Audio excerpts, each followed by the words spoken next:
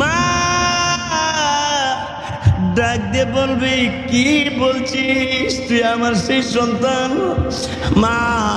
জিজ্ঞাসা করবে, তুই আমার কেমনে চিনলি? মাকে ছেলে বলবে, মা গো 10 মাস 10 দিন যে তুমি আমার পেটে বহন করেছো, শুধু তাই না মা গো, আমাকে জন্ম দিতে যাইয়া 3 দিন আগ থেকে 1 সপ্তাহ আগ থেকে জ্বর ঠান্ডা আরো ব্যথা কত সমস্যা, মা গো আমি জন্ম নেওয়ার 1 সপ্তাহ থেকে তোমার খাবার নাই, মা গো 7-8 মাস বয়স আমি যখন তোমার পেটে হয়ে গেছি, মা তুমি সোজা হয়ে অনেক লম্বা সময় দাঁড়ায় থাকতে পারতে না, এই মা চিত হইয়া শুইতে পারো না, মা গো আমার জন্য তুমি কাত হইয়া অনেক লম্বা সময় শুইতে পারো না, এই মা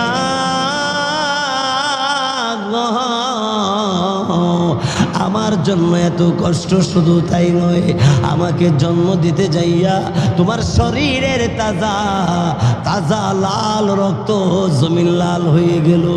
মাগো তুমি জমিনে বেহুশ হয়ে পড়ে গেলে, অন্য অন্য মহিলারা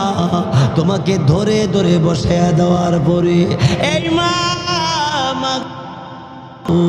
তোমাকে বসায়া দেওয়ার পরে তুমি বসতে পারো না, অন্য মহিলারা ধাক্কা দিয়া তোমার বসায়া রাখছে, এই মা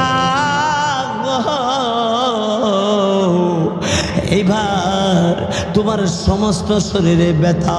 কোমর তো ব্যথা, রক্ত শরীর থেকে রক্ত বের হইতে আছে, এই মা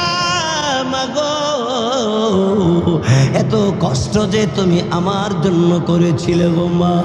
আজকে হাসর ময়দানে কেউ কাউকে স্বীকার করবে না গো মা জননী, এই করিগর অত্র এলাকার ধর্ম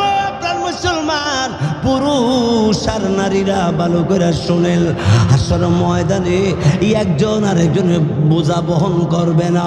আল্লাহ কোরআনে বলেছে একজনের গুনার বস্তা আরেকজন বহন করবে না, একজনের গুনার ওজন আরেকজন বহন করবে না,